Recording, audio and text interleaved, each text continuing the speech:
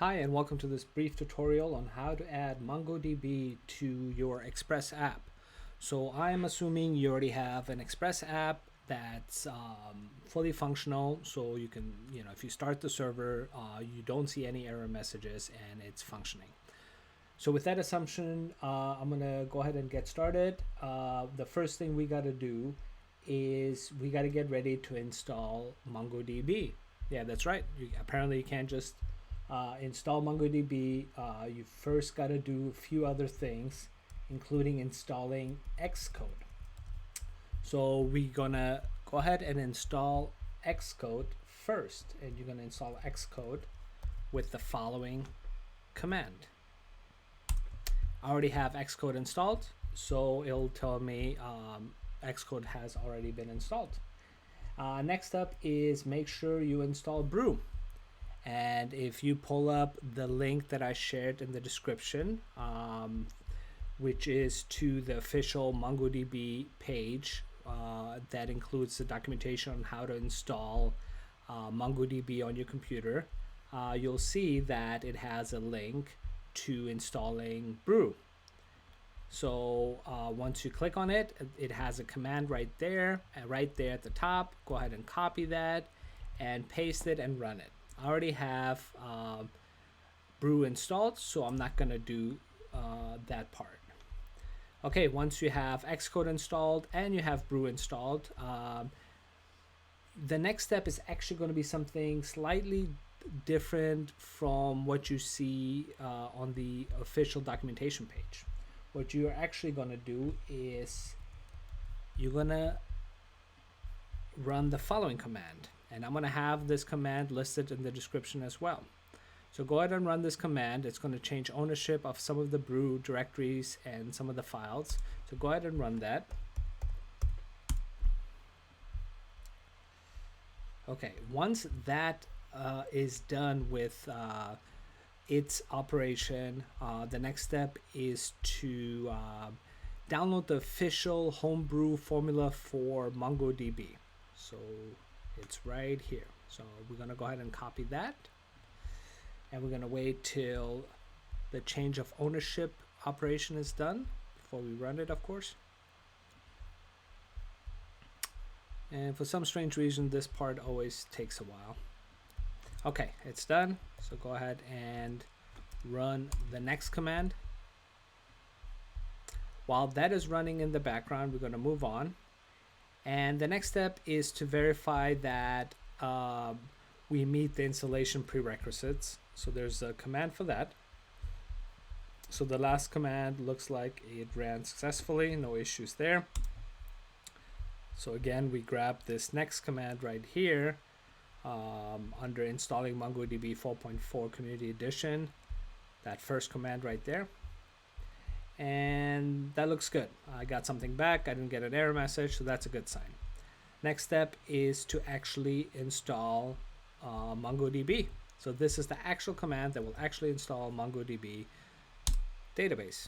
And we're installing the community version. Apparently, the regular version has been deprecated under Brew. Okay, and that's it. It didn't take very long to install it. Moving on. Next step is to actually run the MongoDB servers. So for that, you just copy the command, brew services start MongoDB community. And with all these commands, I've been appending the version number. I don't think you have to do that, but I think it's recommended. It's listed in the official documentation, so I'm going to do it. And also keep in mind that for you, it might be a different version number, obviously. So if you watch this video down the road, this might be 4.5, 4.6, and so on. Okay, so it says successfully started MongoDB community. However, there's also a chance that something went wrong. You just didn't see it. That has happened to me multiple times. So just to make sure that everything went well, go ahead and scroll down on the MongoDB installation page. And you'll see a command that says brew services list. So go ahead and run that. Okay, cool. So that one will list all the services, Brew services, and it will show you if they're running or if there was an issue or if they have been stopped. So for MongoDB, it has started, so that is good. All right. Okay, so now that we have MongoDB installed and it's running, we can move on to actually connecting your Express app to MongoDB. So go ahead and pull up your app. I'm going to pull up my app through Sublime. Feel free to use obviously whatever code editor you feel comfortable with. And under, and you can place it almost anywhere really. I recommend towards the top of your server.js file or app.js file or www.js file, whatever your server file name is. If you're really confused, just look for the place where you instantiated an Express instance, which I've done here on line 10. So right below that, I'm going to go ahead and copy the code that will connect to MongoDB. And in the description, I'm going to include a link to this code because apparently Google does not allow certain characters in the description of YouTube videos. And I was not able to add this to the description, so I'll include a link to how you can get this code. Okay, so that's it. Just keep in mind that this right here, my database, that's the name of the database. So you probably want to change that. If you already have a database in mind or name in mind, then go ahead and change that. My database is obviously a very generic name. If you're just doing this to learn, you can leave it as such, or or otherwise change it to whatever you like.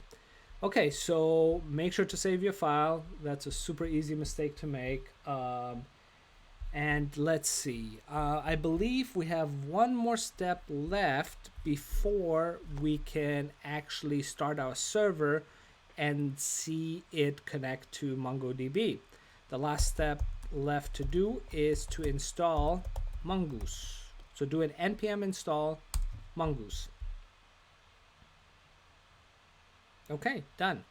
I think we have everything we need. So let's find out if it worked. So in my case, I start my Express server in the following way. It might be different for you. I just have to type in npm start.